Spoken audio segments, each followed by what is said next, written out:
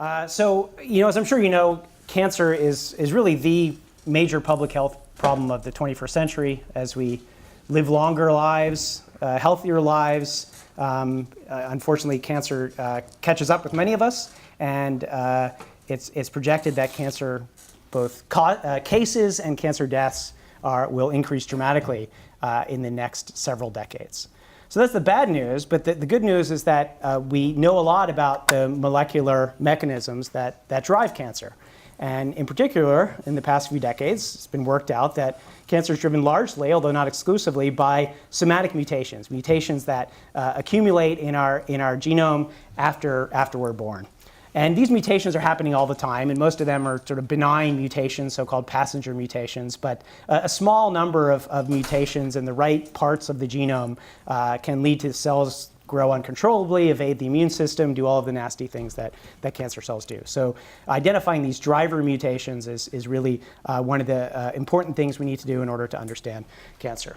The other good news is that we can now measure these driver mutations much more readily. Again, as I'm sure you know, the cost of sequencing a genome has declined by orders of magnitudes over the past few years, so it's now possible to sequence fairly routinely the genomes of many cancer patients, or at least, if not the whole genome, targeted regions of the genome.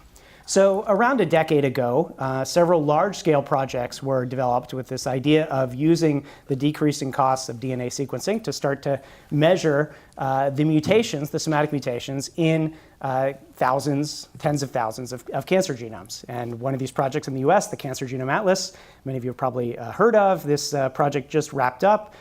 In the end, sequenced about 11,000 exomes, so the protein coding regions of the genome, as well as doing a lot of other molecular measurements that I won't talk about today. And in parallel, there was an effort from the international community called the ICGC, which focused on whole genome sequencing, so sequencing also the non-coding parts of the genome.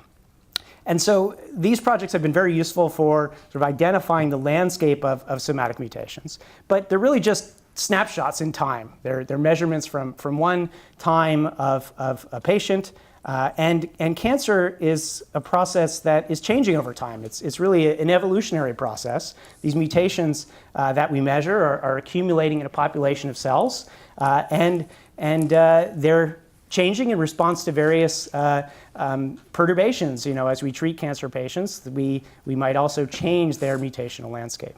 So sequencing a patient at one time gives us some notion of what's going on, but we really like to dig deeper and understand both the past, what happened to lead this patient and these mutations, how did they accumulate, in what order did they accumulate, and hopefully also predict the future.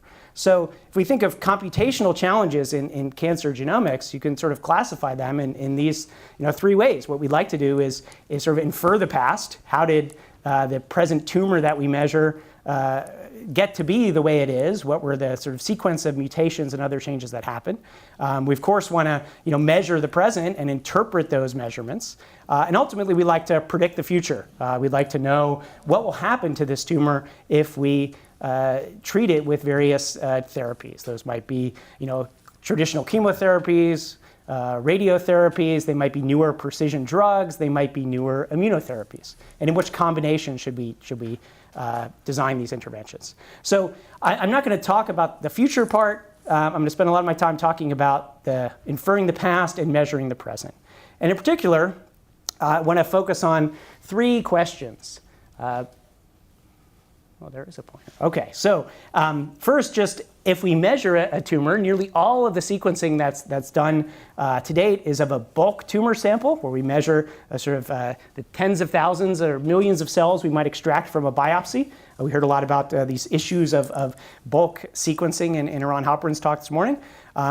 Secondly, what are the sort of ancestral relationships between these different tumor clones that we measure at the present? Can we infer what happened in the past? And more specifically, can we infer the clonal origins of metastasis?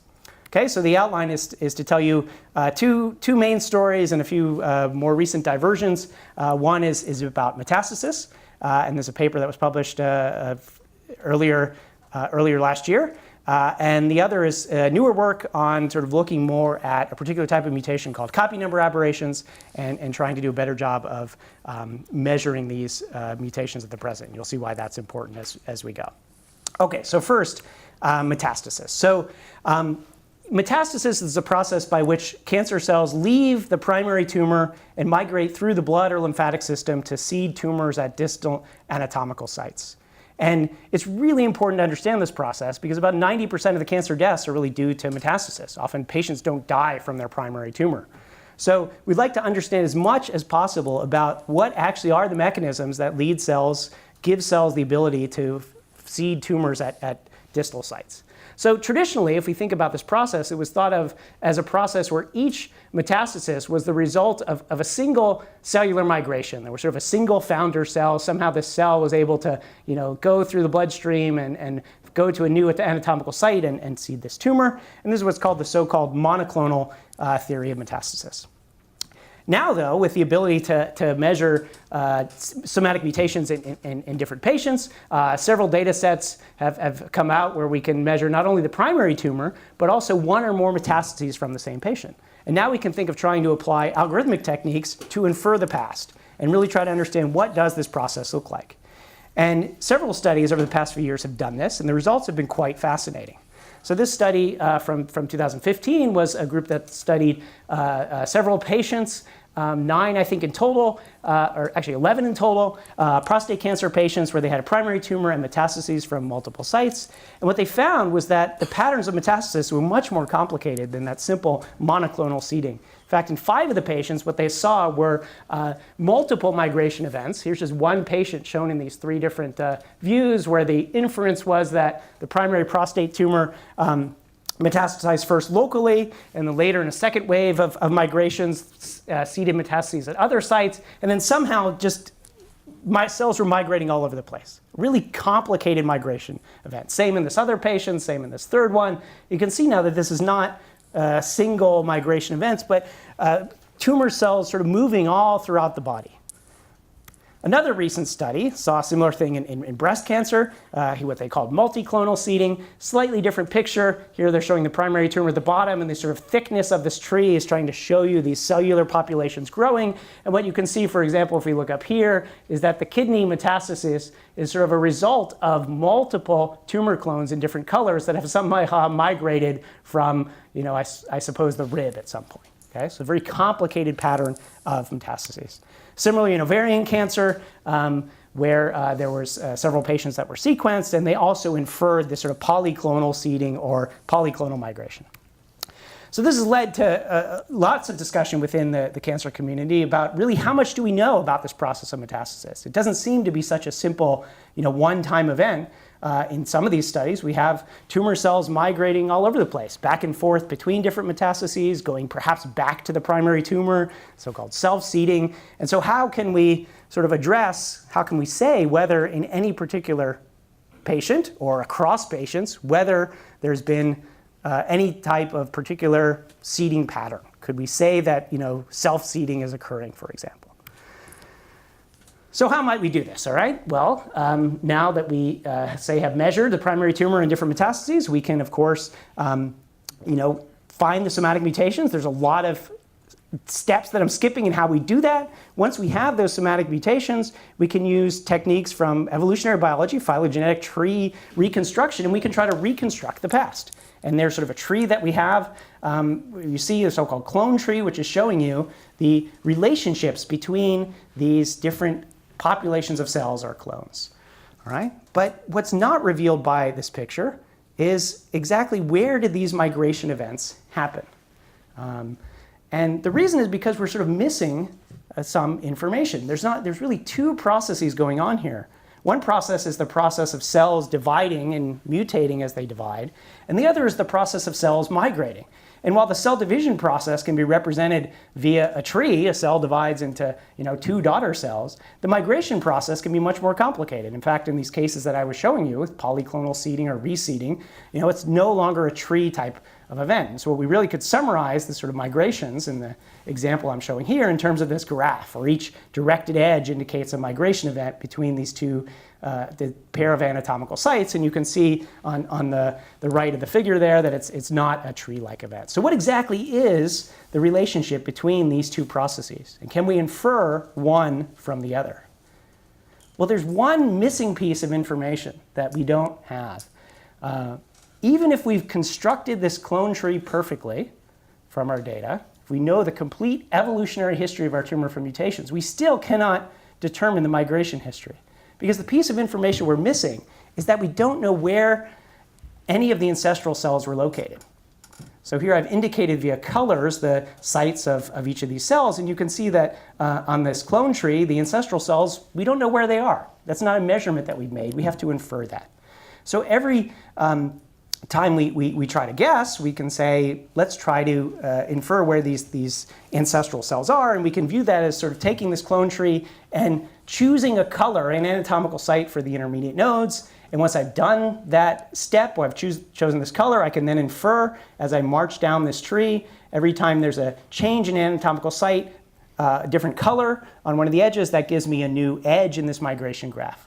So from this particular labeling I've chosen, where every ancestral cell was located at the green anatomical site, which is the primary tumor, we would infer that this is the migration graph. And now we can count in terms of those directed edges that there were a total of 4 migrations.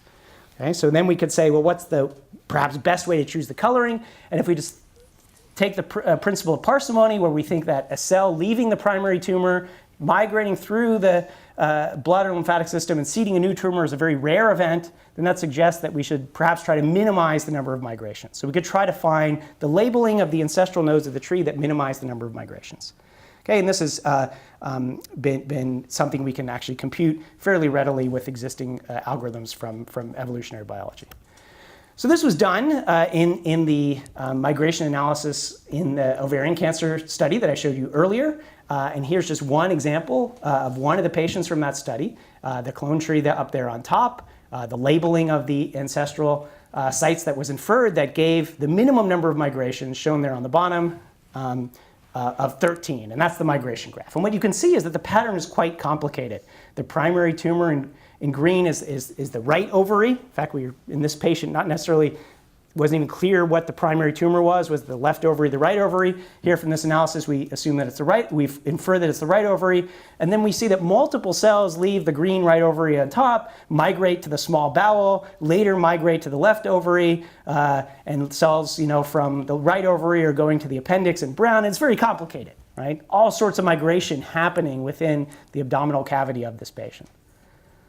But that's the minimum number of migrations. So, that's perhaps the most parsimonious scenario. But actually, it turns out that that minimum is not unique. And here are 4 other graphs that all have the same minimum number of migrations. And now we could say, well, what exactly then happened? Because you can see that the pattern is quite different. Some look more tree-like than others. Some have different numbers of migrations between different sites. And how could we perhaps distinguish these different events? So we have to think that somehow this minimum number of migrations is not sufficient to distinguish between these events, and we can ask for other metrics by which we might distinguish these migration patterns. So we might think that maybe some migrations between anatomical sites are more likely than others. Maybe it's more likely that you have migration between close anatomical sites versus distant ones, and so you could try to score things that way. It's a good idea. We don't have great measurements to parameterize such a model. So instead of taking that approach, we're going to actually do something slightly different here. We're going to start by just trying to look at introducing some weight for different structures of the migration graph. And could we evaluate these graphs differently? We see that they're quite different. And what biologically might tell us that one might be more likely than the other. So one idea is that actually it turns out that there's some evidence that cells may not migrate in the bloodstream singly, but there's evidence that they can occasionally migrate in clusters. So groups of cells can migrate together in the bloodstream, and this has been shown in mouse models. And so this suggests that maybe these graphs where we have multiple edges between the same anatomical sites might be a more likely scenario. So we can count these as sort of single events, Or if we don't like the fact that they're sort of co-migrating together, it could also happen that it's just that there's a certain anatomical site that is spinning off lots of tumor cells, and during that time when it's spinning off cells, they might be receptive at another anatomical site. So somehow we should like these parallel edges or prefer them. Secondly, we can try to look at the different migration graphs that we can get. And it turns out that there are not too many possibilities. In this directed graph, it can either be single edges between all pairs of anatomical sites, in which case we call it monoclonal migrations, or it could have parallel edges on the bottom row, in which case we'll call it polyclonal. And then the graph could be tree-like, which you'd call single source seeding. It could have directed acyclic paths, which we'd call multi-source seeding, or it could have directed cycles, which correspond to these reseeding events. So there's really only 6 different structures of the graph that are important, and they all somehow correspond to this language that's been used in the literature, and now we can describe very precisely in terms of these migration graphs. So putting these two ideas together led us to develop this algorithm called Machina, where really what it does is it tries to infer these migration scenarios, but without one unique objective. We've seen that tuning this knob of migration number is not sufficient to distinguish these different scenarios, and that there are these other knobs. We can look at the number of co-migrations, or we can look at actually the structure of the graph, the migration pattern, and this is really a multi-objective optimization problem. So we can decide whether we, for example, think that the migrations are tree-like, and ask what's the minimum number of migrations we would need to get a tree-like pattern. And we can explore this with this algorithm, and it uses underneath combinatorial optimization approaches in order to solve each of these scenarios. So going back to the ovarian cancer example, here we see that these different graphs are distinguished by their co-migrations and by their graphical structure. So on the bottom right there, we see that if we restrict to trees, then the number of migrations that's required is 14, which is 1 more than the minimum. So now we can start to ask questions of the data. Do we really think that the migration pattern had to be minimized? There's 13 migrations, and that the migration scenario is very complicated? Or are we willing to accept that there was 1 more migration, 14, leading us to a very simple pattern of a tree? And we can start to explore these trade-offs and look at these trade-offs across large cohorts of patients. So that's sort of one aspect of looking at this data and looking at the evolution of metastasis. But it turns out that there's another more complicated aspect, and this was also sort of previewed in the talk this morning. Just as we saw the soup or the fruit salad or the mixture, we have the same problem here, it turns out, where when we sequence the tumor, the sample is not, we're not sequencing single cells in a lot of these studies, we're sequencing this heterogeneous mixture. And what we're really detecting is not the presence or absence of mutations, but by aligning up the sequence reads to the reference genome and predicting whether or not there's somatic mutations, we get some estimate of the frequency of the mutation in the population. All right, so our data is actually much more complicated, and not all of the cells in our sample are identical. So what we'd really like to do is, in order to do these evolutionary analyses, we need to look at what are the cell types in our mixture, which ones are normal cells that are on the top with no somatic mutations that have expanded out, and which are perhaps different tumor clones with different complements of somatic mutations. So can we, from this mutation frequency data, infer these cell types? And this is an example of a deconvolution problem. I guess I didn't have the soup, but I had another version of this problem, which is sometimes described as the cocktail party problem. Probably no one goes to cocktail parties anymore, so this is like maybe from the 50s or 60s when people did go to cocktail parties.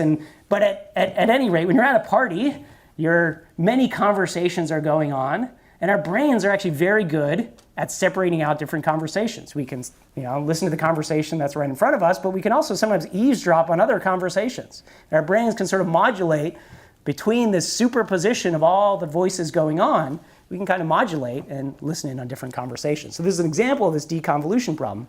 And the way our brain is able to do this is in part by making use of the structure in the signal. This is not a superposition of just random noise. Conversation and voice has a structure.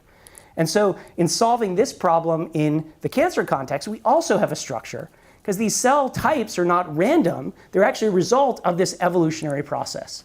So we have a deconvolution problem, a separation problem, where we're really trying to use the structure of this tree that's produced this population of cells that we observe at the time.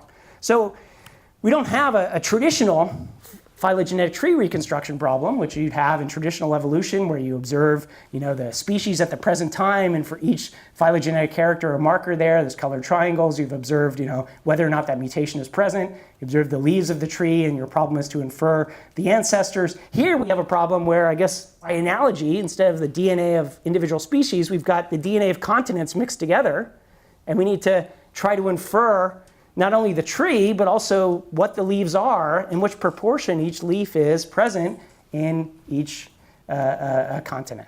Okay, so the other way of thinking about this is, instead of having digital data, 0-1 data, we've got analog data. So can we solve this mixture problem? So this has been a problem that's been looked at intensely in the past few years in the computational cancer biology community, and a number of algorithms have been developed by my group and by others. But the sort of basis of these algorithms is really sort of taking this frequency matrix, this notion of which fraction of my cells have each mutation in each sample, and try to pull them apart into this clone tree, which represents the relationships between the clones, and then also for each clone present at the given time, which proportion of that clone is present in each of the samples. Okay, so we can see in, say, green on the bottom there, that sample number 3, we infer to be a mixture of those 3 different cell types in 20%, 20%, and 40%, and then that doesn't add up to 1. The other 20% is the normal admixture that's present in any cancer sample. Okay, so underneath this, of course, we can describe this like many deconvolution problems. It's actually a matrix factorization problem. Again, here's the frequency matrix that we observe. Underlying it are this digital matrix, right? The presence or absence of each mutation in each leaf. We don't observe that matrix B. It, of course, is constrained because it needs to have a tree structure, and there are various constraints we can put on that matrix B according to different phylogenetic models. And then this matrix U that mixes each of the clones in each proportion in each sample. All right, so B has special structure, U has special structure, so it's not an arbitrary matrix factorization that we're looking at. It's sort of this very special structured factorization. It's an undetermined problem, though, so often we can get many different trees and proportions that will factor this matrix. And so having additional information, additional constraints can help. And in this case of metastasis, it turns out that this presence or absence of clones at different anatomical sites actually gives us a very powerful constraint for trying to solve this problem. And this presence or absence is intimately linked with the pattern of migrations. So what we're able to do actually is not only go in sort of one direction, where given the clone tree, we try to find the labeling of the ancestral vertices there to infer the migration graph, but actually try to go in the other direction, where we use the structure of migrations to help us infer what the clone tree is in the case of bulk data. Okay, so quickly, I guess underlying this is another kind of combinatorial optimization approach. So this was sort of the version where if we're given the tree from this frequency matrix, someone has already inferred the tree, then we can try to find the vertex labeling that gives us the minimum number of migrations. And what you'll see here is, based on the tree, the minimum I could get is that there had to be 3 migrations from the primary tumor in green to the metastasis in red. But if we allow for some ambiguity in this reconstruction, we allow for some ambiguity in these frequencies, then we can solve a more complicated problem. But it actually leads us to see that the data is equally consistent with a much simpler tree and a much simpler migration scenario, where from the primary tumor there was a single migration event leading to the first metastasis, and the first metastasis via a single migration led to the second metastasis. So now we can use this approach to go back and look at some of these data sets. Here was the breast cancer data set I showed you earlier, where they had this very beautiful illustration of this tree with the clones expanding. If we convert that into the graph representation there, what we see is there on the right. The primary breast tumor seeding metastases at the rib and lung, and then multiple metastases going elsewhere, a total of 14 migrations, and again, polyclonal, very complicated migration scenario. But when we look more closely at the data, we see that the data is actually equally consistent with a much more simpler explanation, where from the primary breast tumor, cells first go to the lung, and then from the lung, seed metastases at the other anatomical sites. Very consistent with what was known about metastases in the past.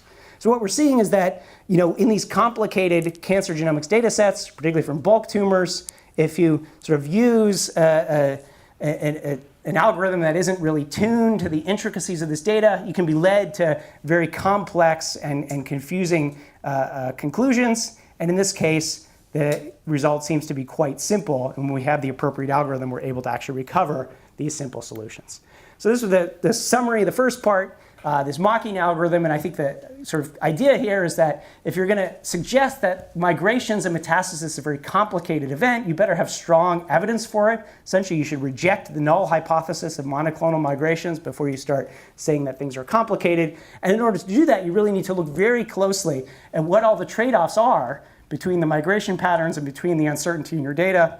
And this algorithm allows one to do it by simultaneously inferring the clone tree and inferring these migration patterns.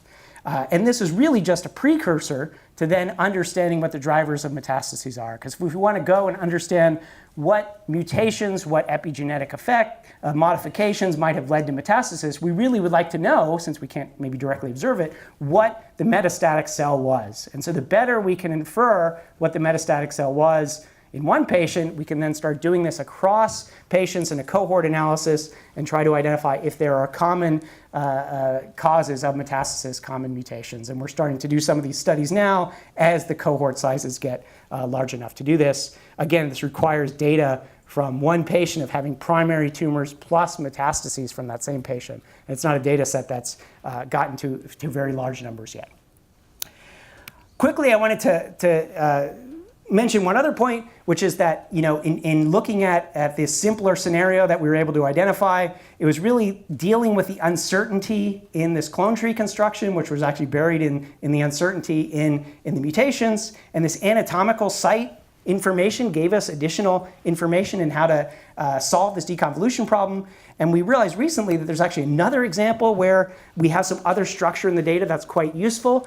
And this is in trying to construct phylogenetic trees from longitudinal samples. And this is increasingly happening in cancer sequencing, and particularly in leukemias and lymphomas, where it's easy to get multiple time course sequencing from a patient. This is one of the earliest such studies where at the time of presentation, the patient was measured here. It was found to have multiple clones. This patient was treated. They unfortunately relapsed. And what was discovered is that seemingly at relapse, only one of the clones that was actually only present, about 5% of the primary tumor, seemed to be founding the relapse. So when we have these multiple samples, we now have additional structure on this bulk sequencing data, which we can use in this deconvolution problem.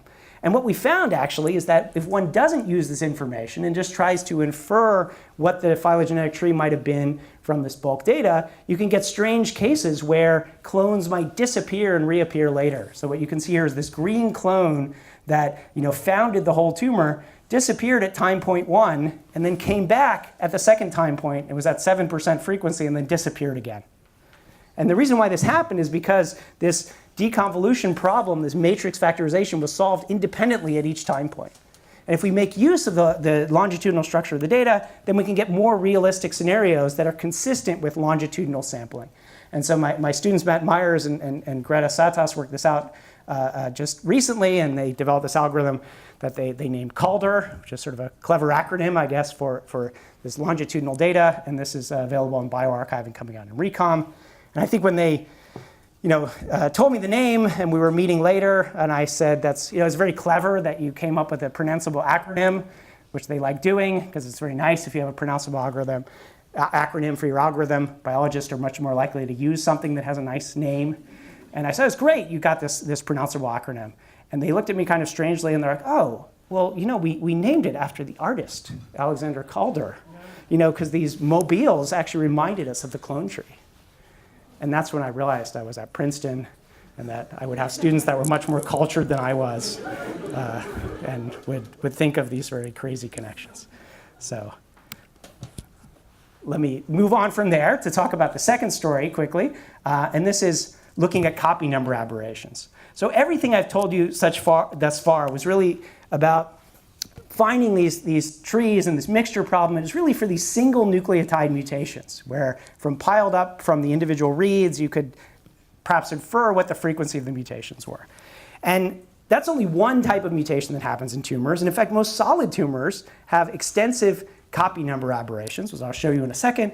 And interestingly, all the published studies of polyclonal metastases were in tumors where there were lots of copy number aberrations, okay, which is an interesting sort of thing because copy number aberrations actually make the problem much harder. So what are copy number aberrations? These are larger scale changes in the genome, not single letter changes, but larger blocks of the genome that are duplicated and deleted. And they're very common in many tumors.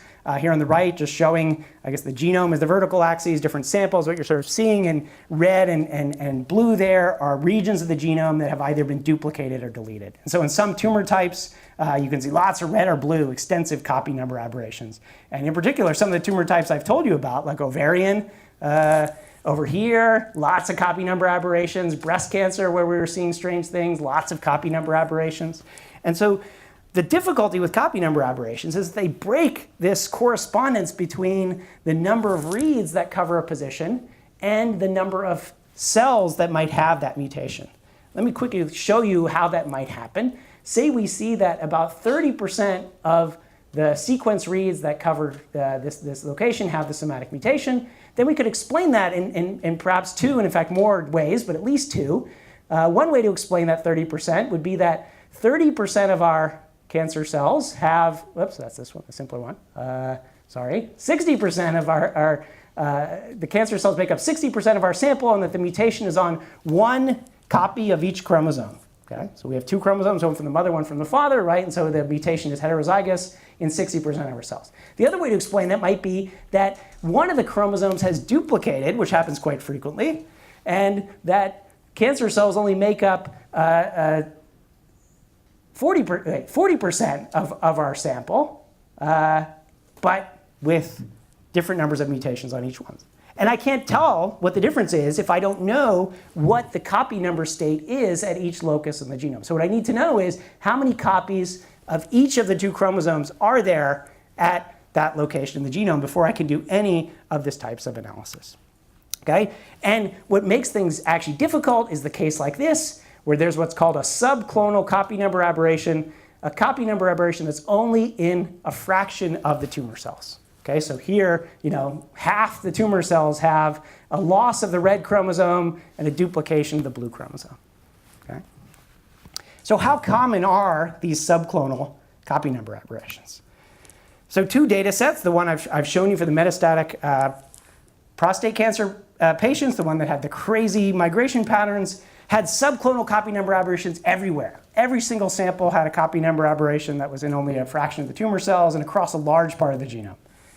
Another recent study from pancreatic cancer, 4 patients, 39 samples, had no subclonal copy number aberrations, which is sort of curious because these are both tumors that are well known to have extensive copy number aberrations, and we either have really lots of subclonal or very little.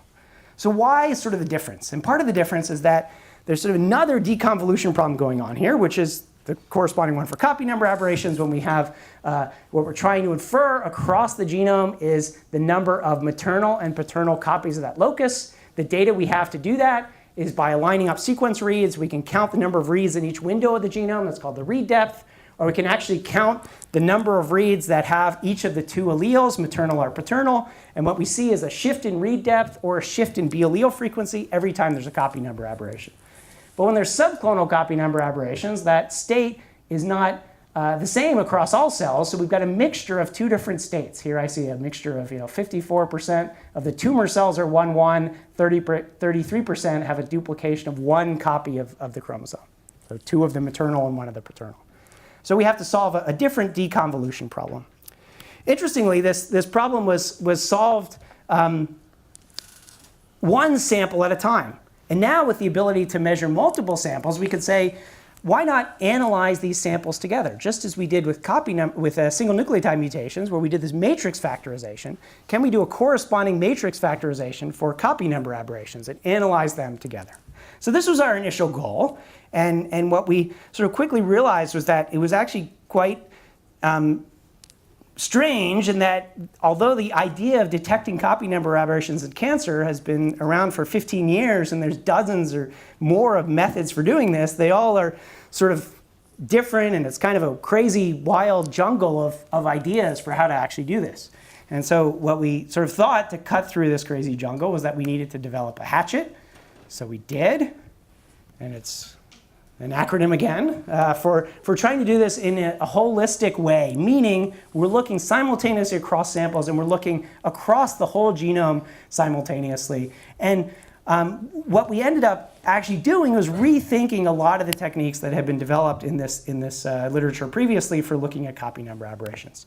So I don't have time to kind of give you all the algorithmic details, but the sort of outline is here, and I'm just going to focus in on one. But quickly, what we sort of do is we have multiple samples from the same patient. We're going to jointly model these tumor clones. In order to do that, we're going to cluster these measurements of copy number simultaneously across multiple cells. From that, we need to somehow figure out what the mixed copy number states are. And in order to do the fractional copy number, we need to know what these fractional copy number states are. There's a way that we have to infer that. Then there's a matrix factorization, which I won't go into. And then there's a whole more sort of model selection step for how many clones do we think there are, was there a complicated events called whole genome duplication, et cetera. And that's the pipeline. Let me just show you kind of the first step of this so I can show you some results quickly. So the sort of standard approach for copy number aberrations is what you do is you sort of march along the genome and you use the fact that if there's a duplication or deletion, it's going to affect multiple reads contiguously across the genome.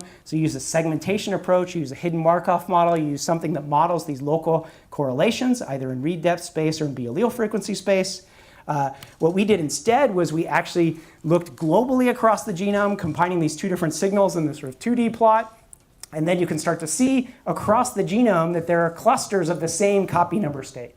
So instead of just sort of looking locally, you can see it's like this copy number state is sort of the same across the genome. So for one sample that doesn't help you perhaps that much, you can kind of cluster. But now you can do this simultaneously, this clustering simultaneously across samples. So for D samples, we're looking in 2 times D space where we're doing this clustering, and that actually makes a huge difference in how we're able to resolve these copy number states. We can then scale them so that they're integers by solving the matrix factorization, and I'm skipping the steps for doing that. But then what we can see are these shared states right here down below. This is the 1-1 state. This is the normal diploid state of the human genome.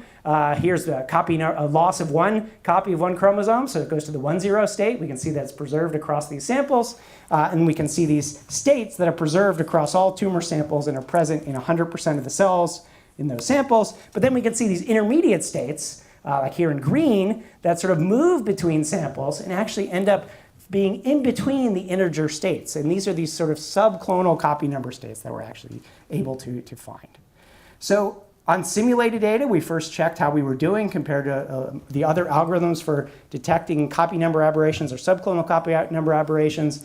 We're doing quite well. Some of this is not surprising because we're making use of the multi-sample data, whereas every other algorithm is looking one sample at a time. But what was somewhat surprising is that even when we restrict our algorithm to look only independently across samples, we're still outperforming the other approaches. And we think this has to do with some of the other improvements in how we do the clustering and how we're sort of using this information globally across the genome. So then revisiting this question, what happened in these 2 samples? How common are subclonal CNAs?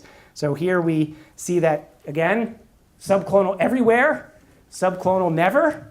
So we can kind of see that this is perhaps too hot. This is too cold, and like Goldilocks and the 3 bears, our result is sort of right in the middle.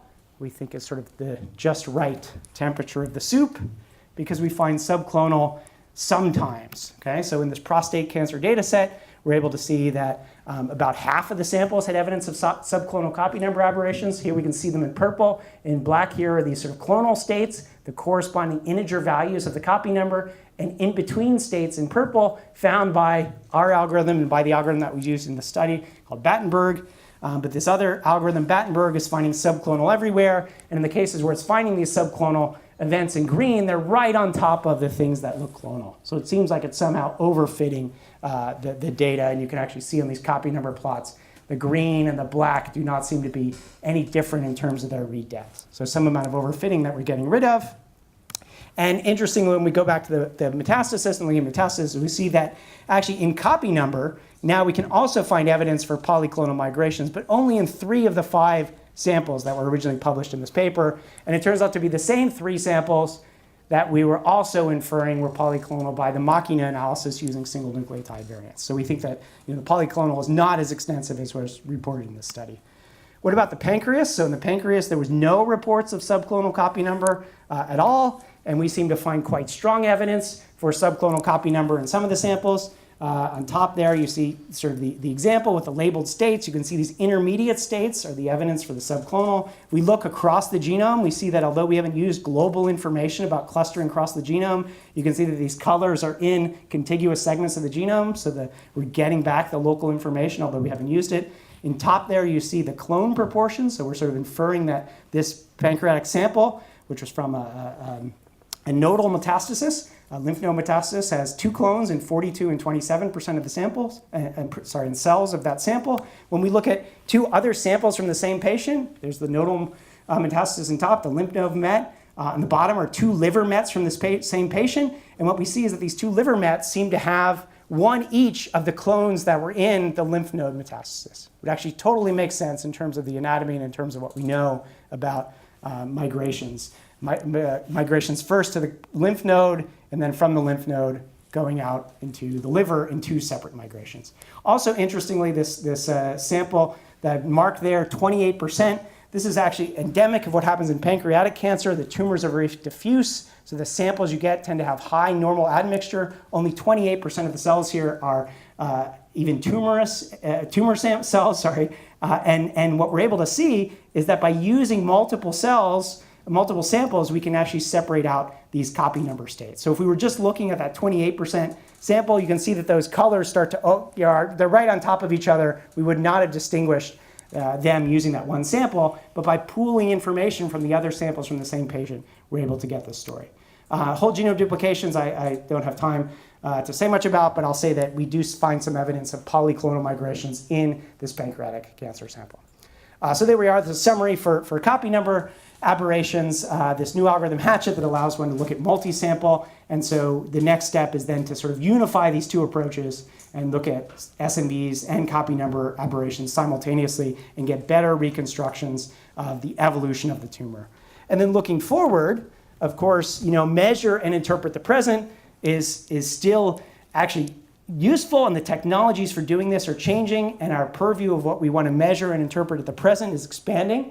So bulk sequencing, going towards single cell sequencing. This deals with some of the issues of doing these deconvolutions, but it brings up other issues in how you interpret the data. The coding genome moving to the non-coding, and genome looking at sort of the epigenome, and then the really interesting future challenge is how we take all this data and really predict and design the interventions to treat individual patients. So I'll end there and just acknowledge the folks that worked on these projects in my group and the funding agencies, and the software for both of these is available. And if there's time, happy to take questions. Thank you.